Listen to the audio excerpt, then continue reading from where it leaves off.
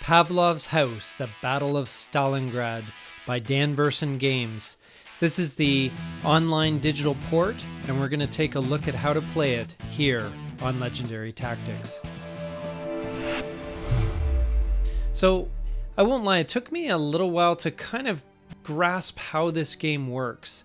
It's actually a really smart design, but I think it's something that takes a little bit of an explanation to really figure out what's going on here. So just a very quick look at the map first of all. So on the far left we have Pavlov's house. It's actually an overhead view of a house with different attack positions. Okay, so this is where your soldiers will be, individual soldiers will be placed.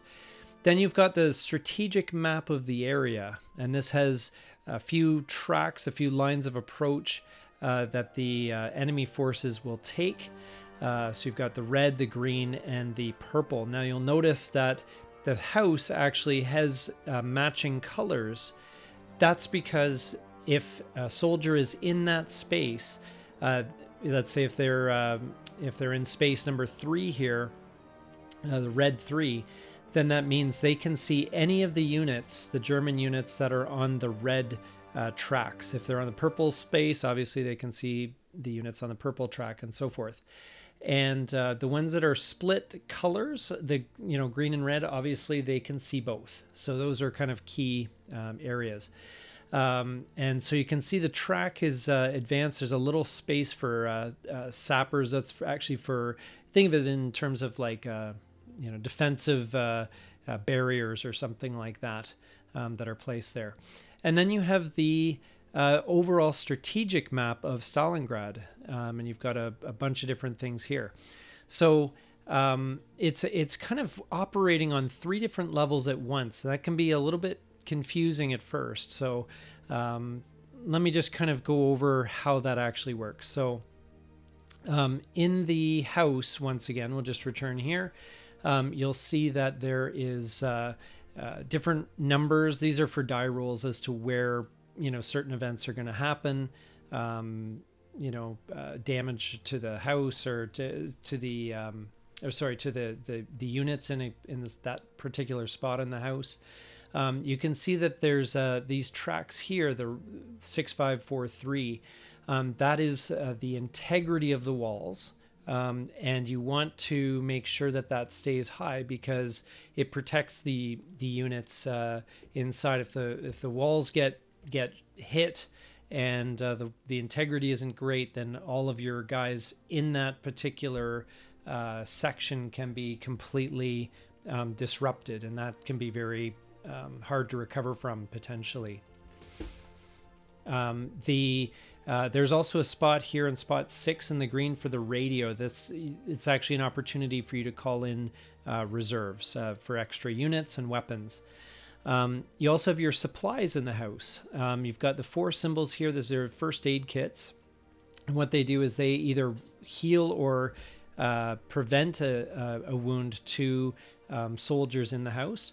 You've got the sappers. And the sappers are used basically to build those defensive bits around your house there that you can see on the track there I mentioned earlier. They can also help to rebuild the walls. They can shore up the walls again, or what you call buttress the walls. Then you've got food. Once in a while there's going to be a card that pops up that says you got to feed your soldiers, and if you don't have enough food, you may lose some soldiers that way, so you want to keep that going. And then you've got your ammunition here as well, which I'll get into for a bit later. So on the strategic map again, you've got this track. Now, German units are going to appear and they're going to march towards the house, and you have to prevent them from reaching the last space. If they enter the house, then it's game over and you lose. So that's a pretty simple thing. There's and then you've got kind of the big strategic map, and there's a couple spaces on the other maps where this matters. You can see space 3 and space 4. These have to do with reinforcements and sappers and that sort of thing. So Anyway, just a brief overview. This is the big strategic map. You can see up the top here, you've got the command post, which is the one that you need to protect from being bombed. This basically allows you to move supplies from the stock to the staging area where they can be then delivered to Pavlov's house. Then you've got this section here, which is the signal battalion.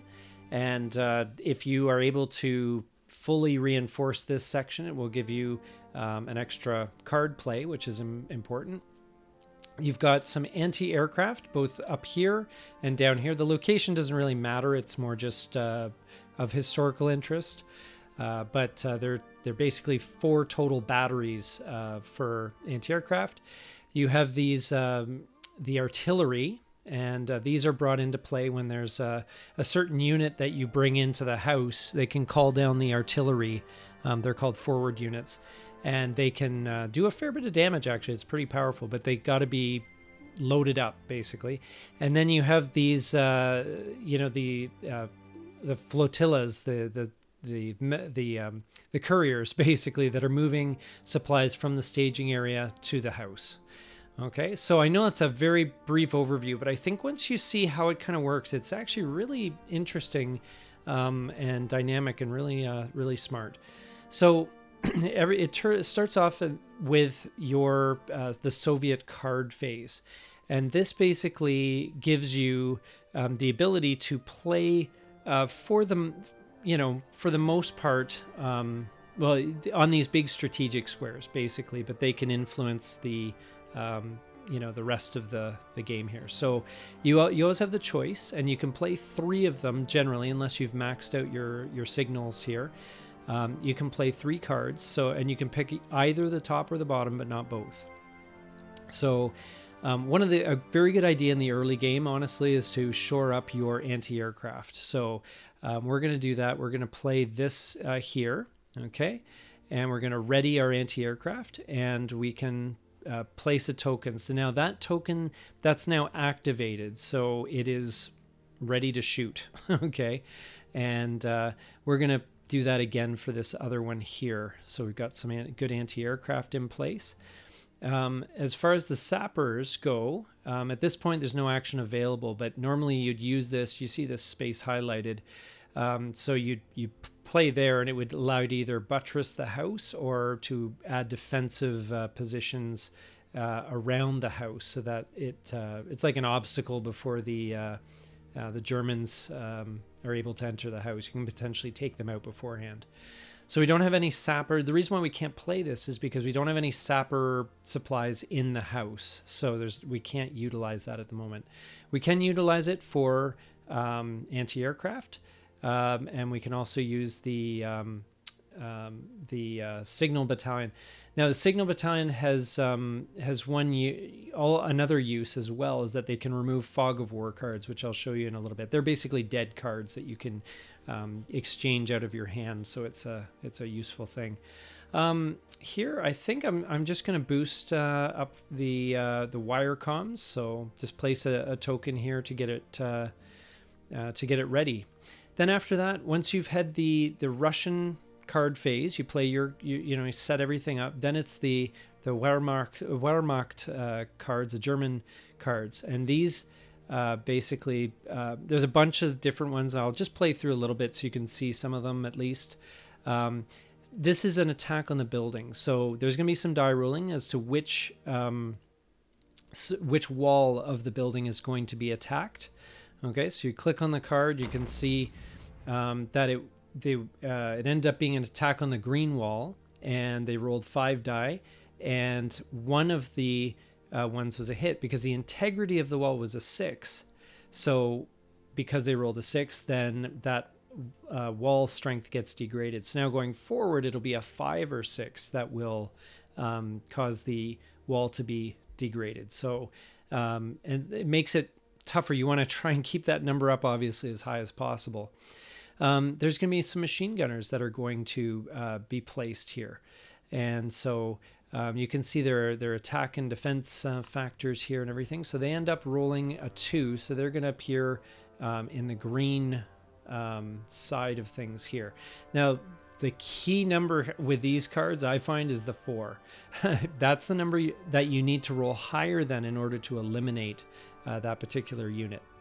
Okay, next one is the bombing card, and this is exactly why I shored up my anti-aircraft. So you can see there's 3 attacks here, the three bombs here. We're going to spend both anti-aircraft tokens to give us 2 dice each, and for every number 4 or greater, then that's going to prevent one of these hits from happening. So we're going to spend both of them. Now, we blocked 2 of them, but one of them got through. Okay, so that's why there's still 1 bomb there.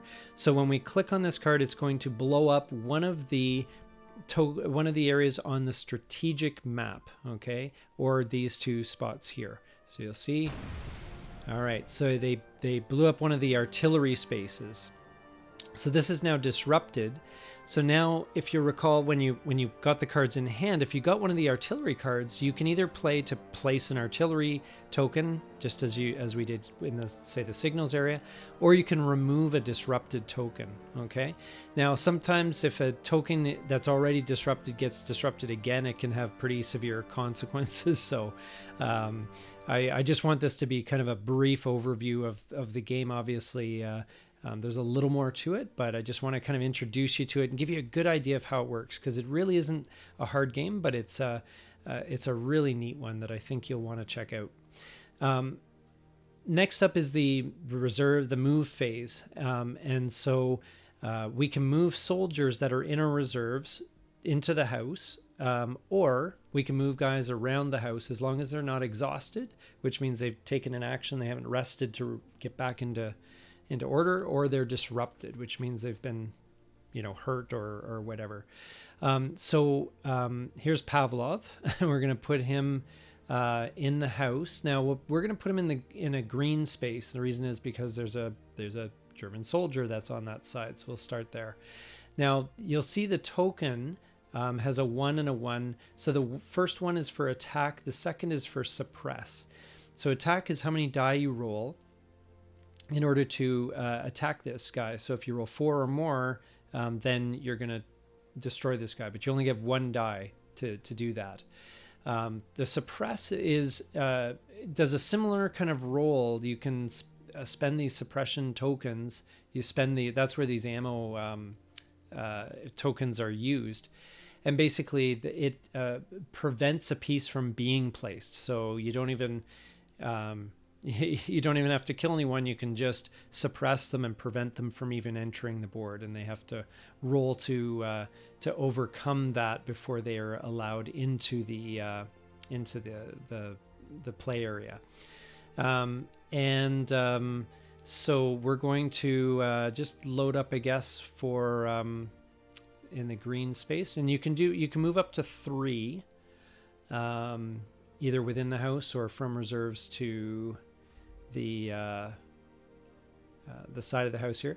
Now there are some pieces with special abilities. Okay, so you can see the C is for command, and one of the nice things Pavlov can do is Pavlov can spend an action to rally, or if you have exhausted pieces, you can restore multiple units with that command action. It exhausts Pavlov, but you can kind of get more people back online with a command phase. The other one is Storm, which gives a bonus. There's a special Storm attack that you do, which gives you victory points, and is a key part of basically winning the game. So we'll just take Alexandrov, and we'll do an attack on the soldier. So you can see we can suppress, because he has a suppress rating, where we basically move a token into that green spot, which we can spend later to prevent a German unit arriving. But we want to get rid of that guy. Hopefully we get a good opportunity. So we're going to click on attack. We're going to click on the guy, and we failed. So we're going to try again with Glushenko. These are real people, by the way. This is very heavily researched. These are real soldiers that actually lived in Pavlov's house in the Battle of Stalingrad. So it's pretty neat. Okay, and we got it. So we rolled the 4. The German unit is gone. Now you'll see that there's the yellow marker. The blue says that the action's been taken this turn. The yellow means that the unit is exhausted, which means they can't do anything else until they're restored, and it takes an action to restore their energy unless Pavlov rallies them, and he can help out up to 3. So now we get another action, but there's nothing really to do, so I'm just going to end the phase. We have 1 action remaining, but if you look at Pavlov, I suppose we can suppress green. Let's do that just to illustrate that. So we have 1 suppression token now in green that we can use for the, to prevent that unit from arriving on the board. Okay, so we're gonna take a look, and that's basically a turn. As you can see, we've basically gone through a turn. They don't take long, but now we're kind of thinking, okay, so what do we do here? Well, we want to beef up our anti-aircraft again, just in case the bombers come back. Okay, so we're going to ready the anti-aircraft. And so these are some new symbols. So the 62nd Army Command Post, as I said, that moves the supplies from the stock to the staging area. And then the Volga military flotilla, once there's supplies in the staging area, then you can load up the flotilla and then spend another card to unload them at the house. So it's quite a process getting the supplies over, but it's pretty, I don't know, it's a neat process. The 13th Guards Rifled Division Command Post, this is a reinforcements thing. So if I'm gonna click on this one because I need some reinforcements. So we're gonna do some reinforcements, and you can sort through. They've got a whole bunch of guys here to reinforce. Okay, now you can fortunately sort them. So there's you have 6 points to spend. And you can see the price here on these guys. So these guys are 4 each. If you have all 3 commanders, you'll notice these 3 are all commanders, and they're all storm. They all are good with storming, which is useful. Get a bonus for that. But if you have all 3 leaders in the house, you actually get an extra action per turn. So that's something that you want to think about. The forward units, they're the ones that bring in the artillery. So if you play one of the artillery cards, you get it ready with a green token, and they do an attack. Then they call in the artillery. Then you can pick any 2 units in their line of sight and hit them with 3 dice each, and hopefully wipe them out. So that's pretty useful. Anti-tank. There's going to be some armor that's going to appear soon on these tracks, and so you want to make sure that you've got some anti-tank units here. Now, they're unique in that there's an anti-tank gun, and it requires 2 crew members as well. So and they have to have this A symbol here in order to utilize the anti-tank. Now you notice they don't have any other attack ability outside of their anti-tank abilities, so they're a bit limited in that sense. But they can take out the tanks, which can be a bit of a pain. You can't take them out with normal fire there. So the machine gun is one that I'm probably going to look at. So these are machine gunners that you can bring in, and you can see they've got the you would buy the machine gun, and then you would buy the crew members for that. The mortar is amazing. You've only got 1 mortar team, and they are really great at suppressing. So that's something that can be very useful to suppress in a particular area. These are the inspirational guys. I'll touch on that in a minute. And the storm group is these ones are the ones that get a bonus when you're storming, which is it's a card that's going to pop up here in this corner. And if you do it, you send the people in. It's like a special attack. You can only do it if the that color of card is empty of German units. And then you do a storm attack, and basically those units go, they score victory points, but they have to roll to see whether they survive the storm attack. So it's, something that's, a bit of a challenge that way. So anyway, so that is, kind of an overview of this particular, this particular phase is basically we're buying the reinforcements. And as I said, we've got 6 to spend. I'm going to bring in, machine gunner here. So I'm going to get, they've got a heavy machine gun, which is pretty good. So I'll buy that one for 3. But I'm just going to have a couple of, oops, where did I click on something that I've already spent? Let's see here. I didn't mean to click on something. There we go. Oh no, I wanted the machine gun. It's cost of 3. And let's scroll up here. Oh, I see. I got that anti-tank guy there. So we're gonna get this machine gunner here. We've got 5. And let's just bring in a regular troop here. Just someone that can help out with just some attacks. So just a normal soldier. This guy is just a normal soldier. And so we've got our reinforcements. Now those go into the reserves here. So you can see this is who I have on reserve. All right. So the German cards happen next. So they're going to attack the building.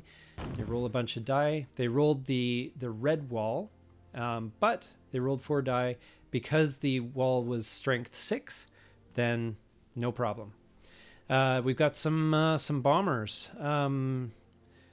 Let's just spend the 1 anti-air. Oh, perfect. We got 2 hits. Remember, you're rolling higher than the 4. So we canceled both of those bombing attacks, and it's a good thing we didn't overspend on the anti-aircraft because we have another shot here at blocking this one. And we blocked one of them. That's pretty good. But, our anti-aircraft down here is disrupted. So once again, to undisrupt, you play a card of that. In this case, the 1083 division anti-air will, you can either place an anti-air or you can remove the disruption marker there. So now we have the opportunity to move. As I said, we get 3 moves. And we can set up, let's set up the machine gun. So the way that you do that is I'm going to pick a nice spot where we've got a good view of the red and the green, so then we can, hit either or. So we're going to take the machine gun. Now, again, they need to be crewed with 2 people. So you got to stack them like that. And then you put the heavy machine gun on there. Now that heavy machine gun placement doesn't actually count as a move. So that's fine. We've got 1 more here, and we will do maybe just in case. We're going to just put him here just in case someone turns up. Okay, now it's our action phase. So we're going to, here's Pavlov. We're going to recover his exhausted marker. Okay, that's for 1. There's no one to shoot at, so there's nothing really to do other than just recover our exhausted soldiers for this turn. And we're on to turn 3. So again, hopefully you're getting a good idea. I'll play through another couple turns just so you can see how that works here.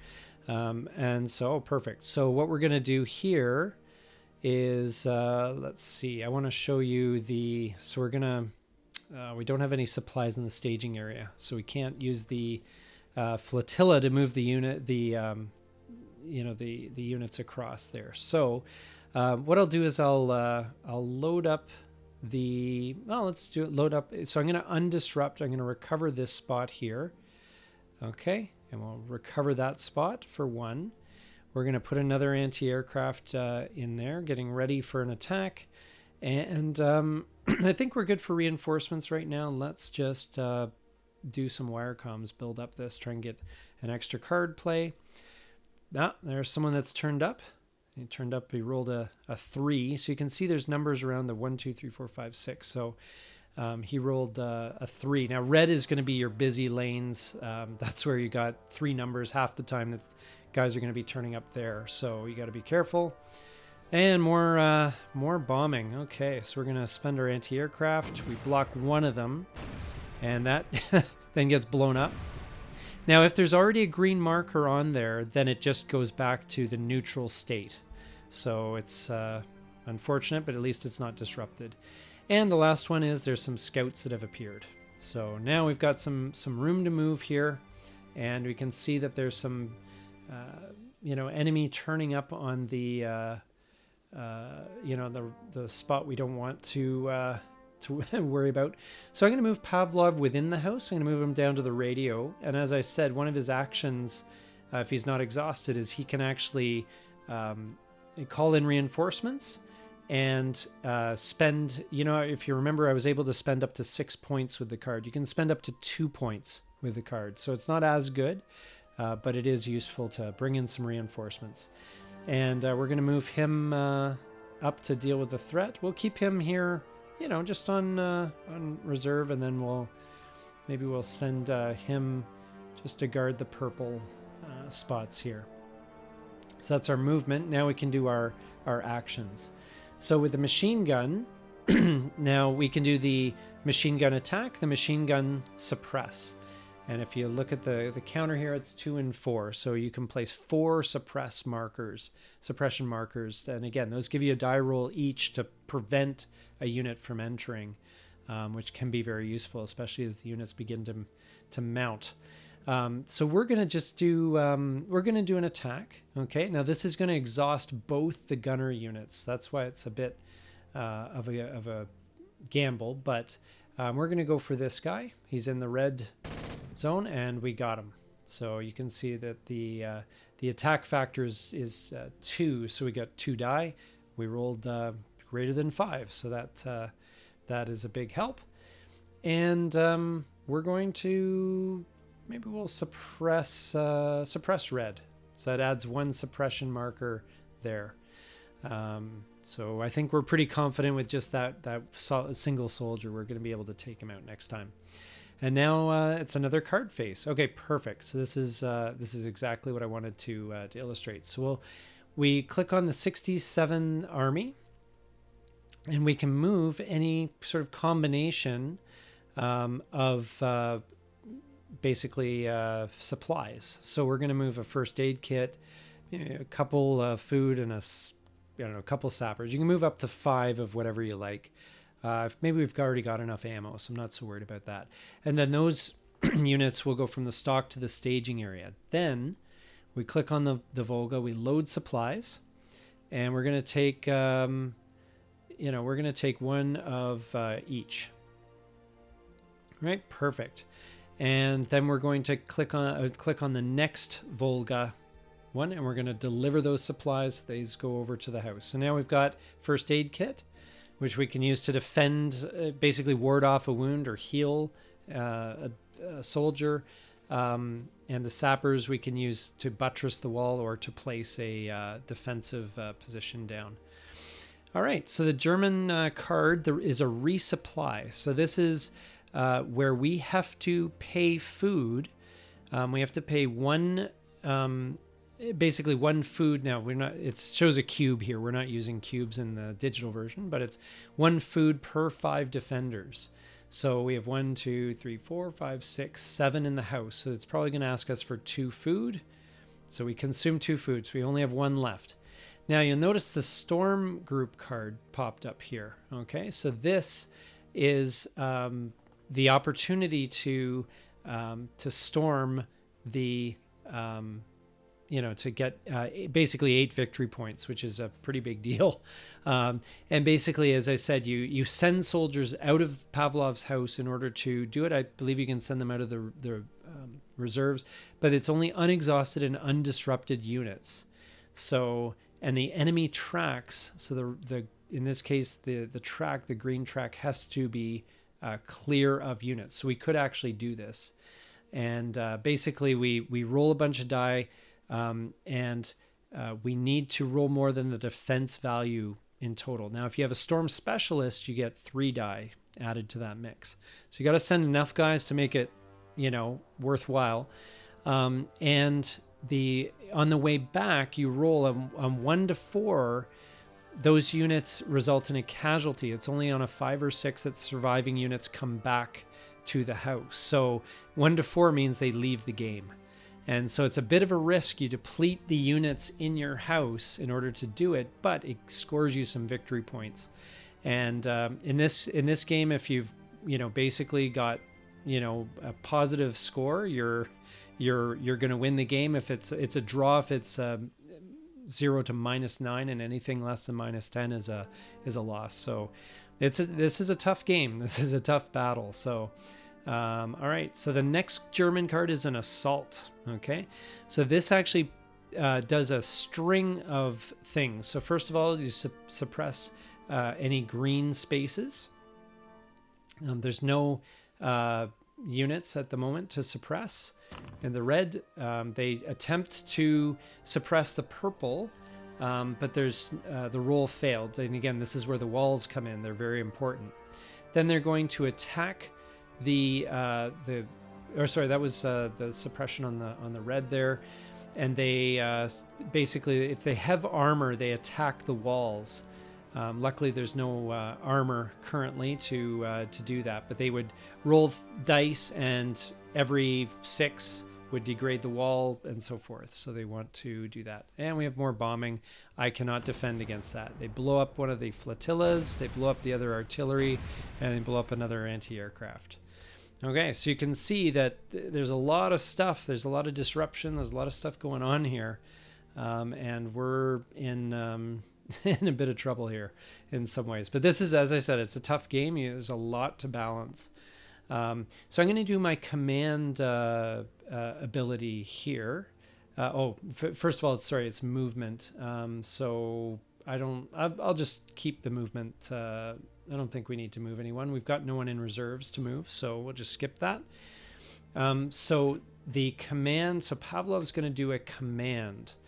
And so that means, again, that I can restore up to 3 troops. So I'm going to help the machine gunner stack, and I'm going to help this guy get restored. So now they're not exhausted anymore. Now, if they're disrupted, you can use it for that as well. Or there'll be a red dot beside them when they're disrupted. If a disrupted unit gets disrupted again, they are killed and they're removed from the game. So, okay. And the question is now, do we try to do any story? No, I don't think so. So I think we're just going to shoot with this guy. We're going to attack. So our attack succeeded, and we were able to eliminate that unit there, which is great. So that's our actions. Oh, sorry, we've got one action left. There's nothing really to do. I guess we can just build up suppression markers. He's not able to do that. He doesn't have a suppression value, so I guess we'll do well with green. Yeah, let's suppress green. So we'll do that. Okay, turn 5. There's a Fog of War card. Okay, so Fog of War is just a dead card. There's nothing you can do about it. Although there is the ability as well with the 139th signal. You can remove Fog of War as one of the actions. And so what it does is it swaps it out for hopefully a better card. And it turned out to be perfect. So another thing I want to illustrate here as well is we have a sapper in our supply here. So we can do either buttress, which will restore, so we could restore the green wall back up to 6 strength, or we can do field defense. And again, field defense is where you place a sapper marker in one of these 6 spots.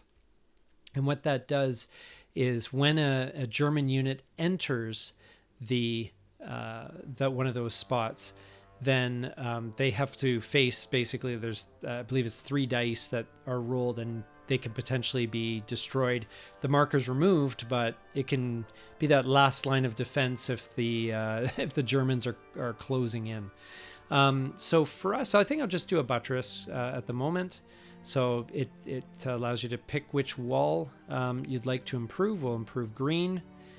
And perfect. With the wall is restored there. And in the meantime, I think we want to try and fix we're going to recover our Volga flotilla. And some scouts appear on the purple side of things. And here's some armor. So these guys, yeah, you can see they've... you need a 5 or more to get rid of him. Now it has to be anti-tank. That's why the numbers are red. So I'm going to need to get an anti-tank reinforcement and some machine gunners turn up. We can use some suppression fire now because they're approaching row 2. So that's the green one. So we can spend... you can spend 1 or 2 markers to try and block them. We'll just spend 1, and we get a roll, and we missed. So the unit gets placed. If we'd rolled 4 or more, we would have just prevented the unit from arriving, which again is pretty handy. Now it's our moves. We don't have any units here, so there's nothing to move, other than perhaps we can move this guy over to help out. Now these guys are exhausted, so they can't do anything, unfortunately. Yeah, I think that's fine. I don't think we need to... Now you can move, if you'll notice, you can move and then attack right afterwards if you'd like. So let's see if we can attack the... We can't attack the tank. And we got the unit. So when that happens, the unit, that tank's not going to advance until pushed. So it buys us a bit of time. That tank's going to sit there and attack our green wall, but it's something that's going to it'll be fine. It won't be charging in on us. It does buy us a bit of time on that front. But you can see how it's already, there's 1 more space and then it enters the house. So you got to make sure you're always managing these lines of units arriving, and it hasn't gotten busy yet. It will. Don't worry. There's a lot of busy stuff here. So I'm just going to recover Pavlov because he's got the ability to rest everyone, and we're going to take a pot shot at that new scout that just appeared, and we totally missed. Okay. Got some more fog of war here. So that's not great. Maybe we can remove that and see if what we get. That's perfect. Okay, well, let's put up some anti-aircraft. We'll ready one just in case.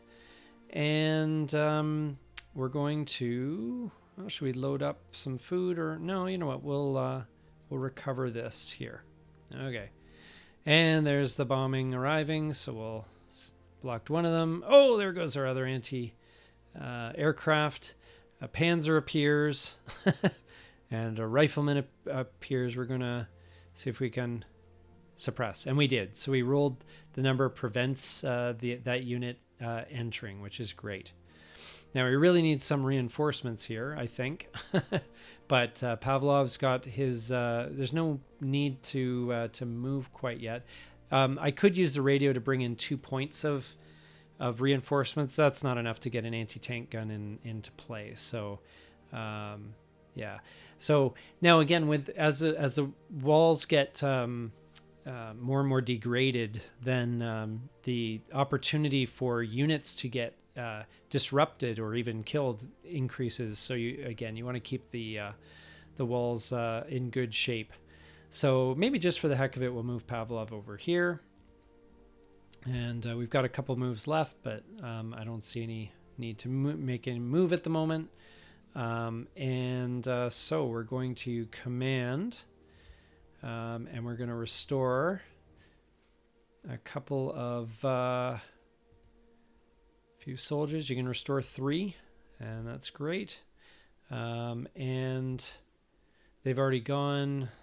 He's going to recover exhausted, and this guy can't shoot at anything, but that's another thing as well, that I've used up 2 actions already. So this, anytime you use this stack, it's going to take 2 actions. So it pushed me beyond what I was able to do. So I think I'm probably done. Okay, let's take a look. Another fog of war. Okay. So anyway, you can see how the game progresses. I'm just going to illustrate kind of maybe just till the end of this turn here. I'm going to reinforce. I'm going to bring in some anti-tank. I forgot to mention earlier that units with the Inspire attribute basically improve the effectiveness of attacks with either anti-tank or machine guns. If it's an anti-tank, then it gives an extra die for attacks. If it's a machine gunner that's taking part of an attack and they have the Inspire trait, if you use the machine gun for suppression, then they get 1 extra suppression token. And if they're used for an attack, they get 1 extra die in the attack. I'm going to just, I've got 6 points to spend here, so I'm going to bring in the weaker anti-tank rifle and then 2 guys to man it. And we'll just, well, these are both, well, maybe we'll do, well, no, we'll get some anti-aircraft in, and we'll recover and then ready one of them just in case. It's nice when you get your anti-aircraft all nice and loaded up, because it's a nice nice feeling when you get that happening. Okay, so we got the Panzer, another Panzer arriving. So you can see the tanks are beginning to pour in, and that's not good. We're going to try and prevent this one from arriving. We blocked him, which is great. That guy arrives in the green space, so we're running out of suppression tokens here. So, all right, so we can now move. And we've got 2 tanks arriving on the red tracks and 1 on the green. It'd be great. That machine gun's kind of in the way. So what we can do is, well, if we move him, that'll be 2. That'll use up 2 of our 3 moves. So you know what? We're just going to place the anti-tank here, right there. And I think we'll just move this guy over here. Okay, perfect. All right, so now you're going to get a chance to see the anti-tank guns in action. It's very similar to the machine guns. We're going to go for the you know what? Let's go for the higher tank. We need a 5. We're going to attack and choose and we got him with a 6. That's perfect. So we got rid of the dangerous one of the 2 tanks there on that flank anyway. And yeah, so that's, oh, sorry, we got 1 more action remaining. So let's just attack there, and we missed. Okay, and so that's basically the game. It plays out, the game goes until the deck is, the German deck is exhausted. And you look at your score, and as I said, if you have a positive score, you win. If it's 0 to -9, it's a draw, and anything worse than -9 is a loss. And there's kind of like relative stages of victory and sort of levels of victory. But this is a bit of a tough game overall. There's a lot to kind of manage, but I don't think it's hard to play. And I just kind of wanted to, for me, I read the rules and I really didn't understand this. It took me a while before I really kind of, you know, I played it and I figured it out. And it's surprisingly straightforward once you figure it out. But it's just getting to that point. It just takes a while. And for me, what I found was most useful was actually just playing it through and kind of trying things out and that sort of thing. And so that's what, you know, what worked well. And so, yeah, I hope this helped, and will give you a good idea of you know, how to play further. And I hope you give this a try. This is the digital port. There is a hard copy that's available with with Dan Verssen Games. You may have heard of them before. They did the very great game Thunderbolt Apache Leader. They did some other Phantom Leader and a bunch of other games like that. Really, really excellent games.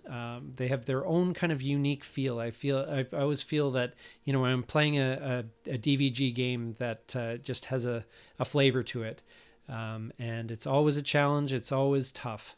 So, but that said, I really recommend their games, and hopefully you got a little bit out of this video. I know it went a little bit longer than perhaps I intended, but I think it's good, as I said, just to see it played, and then you can actually figure it out. And certainly having the digital online port of the game with its rules enforcement makes it very easy to play. I was going fairly slowly through the moves. In reality, you can actually move pretty quickly through a game, but I just wanted to make sure you didn't miss anything.